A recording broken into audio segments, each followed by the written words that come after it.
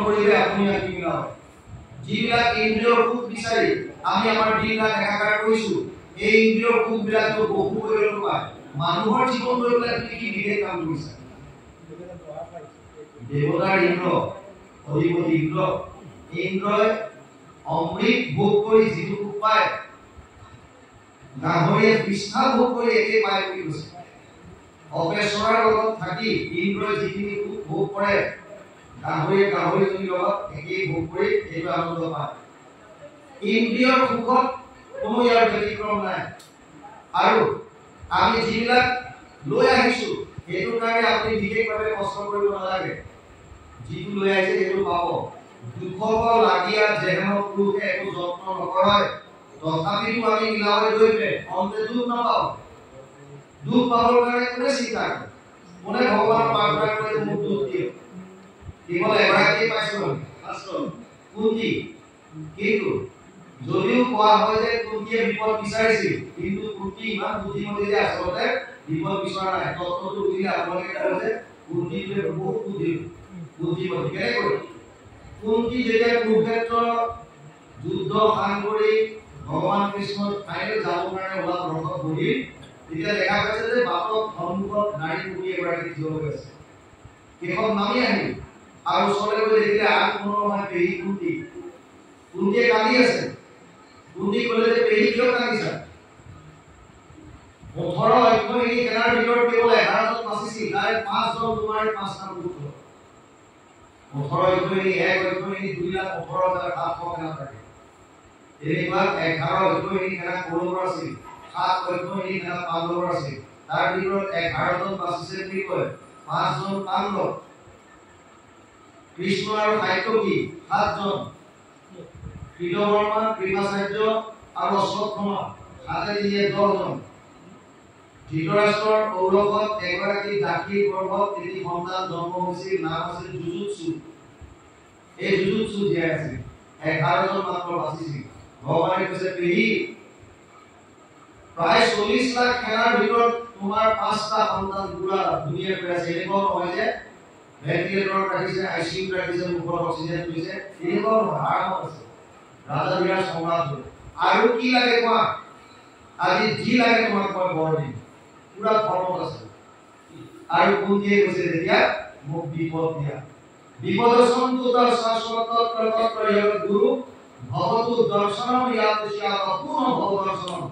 1:8-25 প্ৰথম স্কন্ধ অধ্যায় 25 নম্বৰ শ্লোক ভাগৱত মোক বিপদ দিয়া কিয় কাৰণ বিপদ মোৰ জীৱনত যেতিয়া আহিছে তেতিয়া তুমি মোৰ ওচৰত থিয় হৈ তাক নিৰাকৰণ কৰিছা কোনবিলাক বিপদ বিশাল মহাবলে পুৰুষৰ দৰ্শনাত অসৎ সভায় মনোবাস কৃষ্ণত মৃদে অনেক মহাৰাষ্ট্ৰ দ্ৰৌণীয়স্ত্ৰ হৰি বিৰক্ষিতা 1:8-24 প্ৰথম অধ্যায় 24 নম্বৰ যেতিয়া দুৰ্যোধনে বিষ পান কৰাইছিল বিশাল মহাবলে যদুপি যেতিয়া জ্বলাই দিছিল পুৰুষতা মনত থাকোঁতে বিভিন্ন নৰখাদকৰ পৰা অসৎ সভাই দ্ৰৌপদীৰ বস্ত্ৰহৰণৰ সময়ত বনবাস কৃষ্ণত দুৰ্বাসাই যেতিয়া অন্ন ভোজন কৰিবলৈ যায় আৰু ভগৱান কৃষ্ণই মন হাত মুখত লৈ পেলাই তেওঁলোকৰ ভোগ গুচাই সাপৰ পৰা বচাইছিল আৰু কুৰুক্ষেত্ৰৰ যুদ্ধত বিভিন্ন ৰথী মহাৰথী অস্ত্ৰৰ পৰা আৰু সত্যহতে অশ্বত্থামাৰ ব্ৰহ্মাস্ত্ৰৰ পৰা তুমি আমাক ৰক্ষা কৰি আছা প্ৰতিটো মুহূৰ্তত চৰাই যেনেকৈ পাখি নিজৰ সন্তানবিলাক ৰক্ষা কৰে তেনেকৈ তুমি আমাক ৰক্ষা কৰি আছিলা আৰু আজি মোৰ সন্তান ৰাজা বিৰাট সম্ৰাট হোৱাৰ কাৰণে তুমি কৈছা যে মই বুজি যাওঁ গতিকে মোক আকৌ দুখ দিয়া এতিয়া আপোনালোকে ভাবক যে আপোনালোকে ভাবিছে যে কুন্তিয়ে সঁচাকে দুখ বিচাৰিছিল কিন্তু দুখ নাই বিচৰা কুন্তিয়ে কি কৈছে মোক বিপদ দিয়া কিয় বিপদ দিলে তুমি মোক কাষত থাকিবা তুমি জন কৃষ্ণ মানে আনন্দ মানে প্ৰেমানন্দ তেওঁই হৈছে সদানন্দ চিদানন্দ ৰসানন্দ এই আনন্দ জন তেওঁৰ লগত থাকিব তাৰমানে কুন্তি আচলতে কি বিচাৰিছে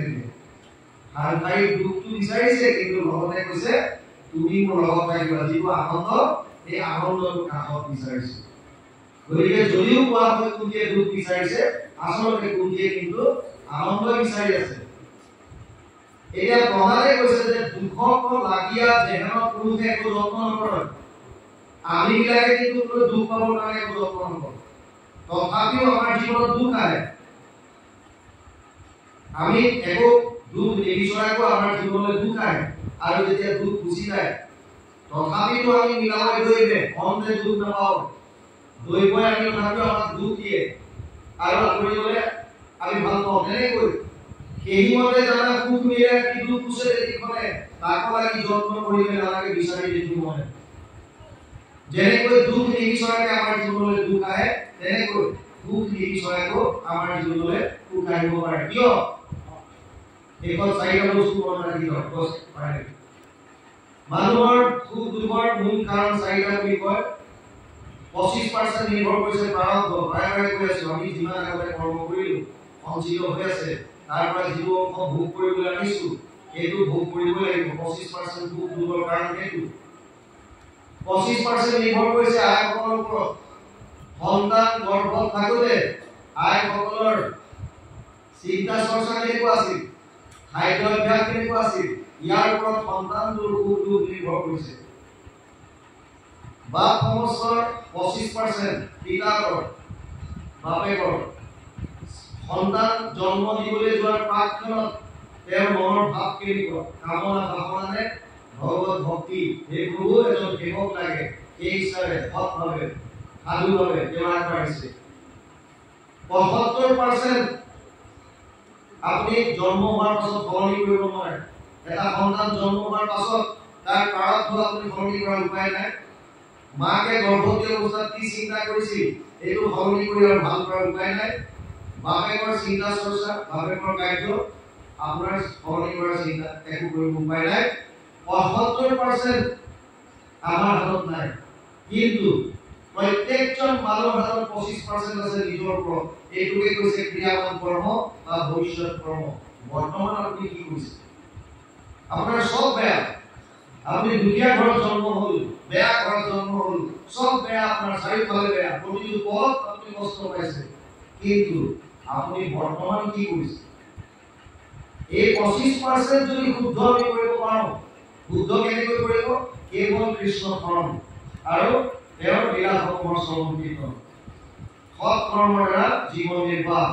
সমস্ত গুণৰ প্ৰতি বিষ্ণুময় ভাৱ অদ্বৈত স্বৰূপ ভূতানৰ মৈত্ৰ বহুময় বচন নিৰ্মম নিৰহংকাৰ সম দুঃখ সুখ ক্ষমী দ্বাদশ অধ্যায় 13 নম্বৰ গীতা ভক্তি যোগ সকলো প্ৰাণীৰ প্ৰতি অদ্বৈত ভাৱ মৈত্ৰতাৰ ভাৱ কৰুণ ভাৱ মই আৰু মোৰ বুলি অহংকাৰ নথকা